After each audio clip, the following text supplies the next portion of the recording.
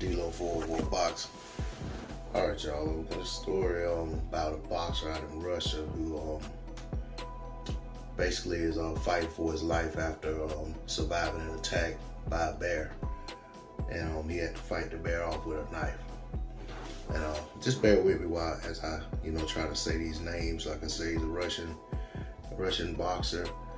And I think one of the most simple, basic, fundamental things you can do, but also very important when speaking on someone, is get their name right. So I want to try my best to do that. So it says that the young boxer, he's in serious condition in the hospital after fighting off and knifing to death a wild bear which had killed his friend.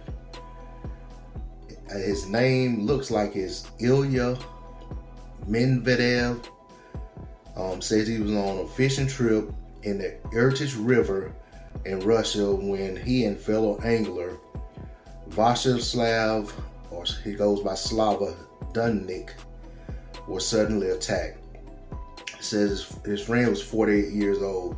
I'm just gonna call him Slava. Slava, 48 years old, was quickly mauled to death by the raging beast. That's sad. He rest in peace. Also says once the bear killed him, the bear turned to attack the 23-year-old professional boxer. Says that he was finishing off the bear. Says Ilya was finishing the bear off with a knife. He had twice. Excuse me, y'all. Said he had time to shoot twice, then obviously retreated, recharged, and made 2 more shots. Yet the fierce bear was still attacking despite the gunshot wounds.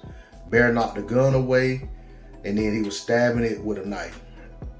It says he's in critical condition, and authorities are trying to figure out why the bear attacked him. Believe it or not, bears don't normally attack humans unless provoked, and this attack seems to be unprovoked. Thanks to his courage, he likely stopped that bear from hurting other people.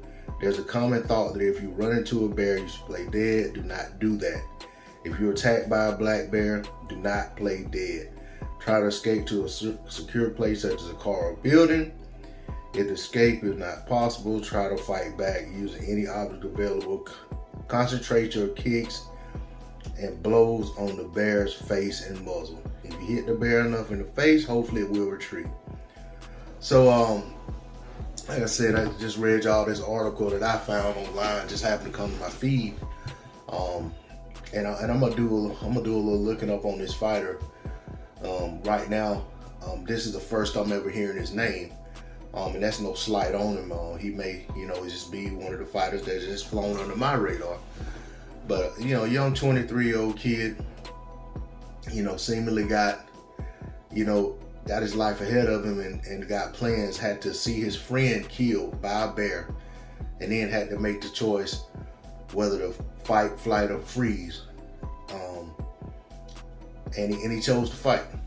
And maybe that choice is why he's still alive, or why he even got the opportunity to go to the hospital to fight for his life.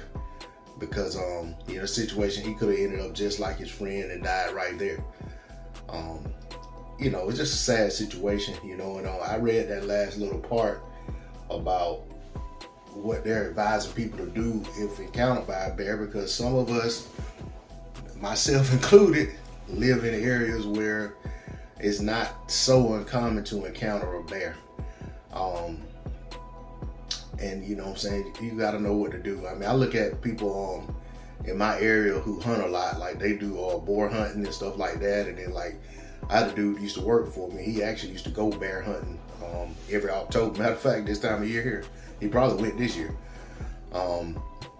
And there's always a possibility that while they're out there trying to jump a bear jumps them. So,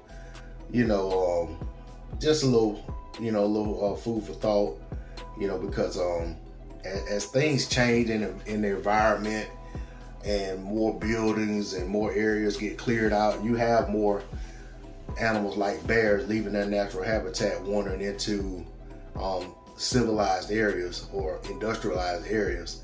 It was just a couple weeks ago Matter of fact, I'll put that in the thumbnail, that someone in my community was driving down the street and a bear was crossing a major highway. I mean, a 4-lane highway. And this was like about a month ago. So I say that just to say that you never know when you might encounter some kind of wild animal, and it's best to know what to do in those situations, because it just isn't about, you know what I'm saying, just talking about a story that happened to someone else, because this has easily happened to someone, any, you know what I'm saying, just about in any area, you know what I'm saying. There's always some type of, you know what I'm saying, basically unforeseen threats lurking that we may not think about in terms of wildlife and stuff like that. So I just figured I'd share that last little bit instead of just cutting it off at what happened to the fighter. But I hope this fighter pulls through. This article's a couple days old. I think it was on the 20th. I'm hoping that, you know, things are have improved for him, and that he pulls through this situation, and maybe even, you know, can resume his career, because I'm sure that's important to him if he's put in the work to become a professional boxer. But most importantly, you know what I'm saying, my thoughts and prayers go out to the friend of his who lost his life. That's all I got on it. D-Lo 404 Boxing. Like, share, comment, subscribe. I'm out. Peace.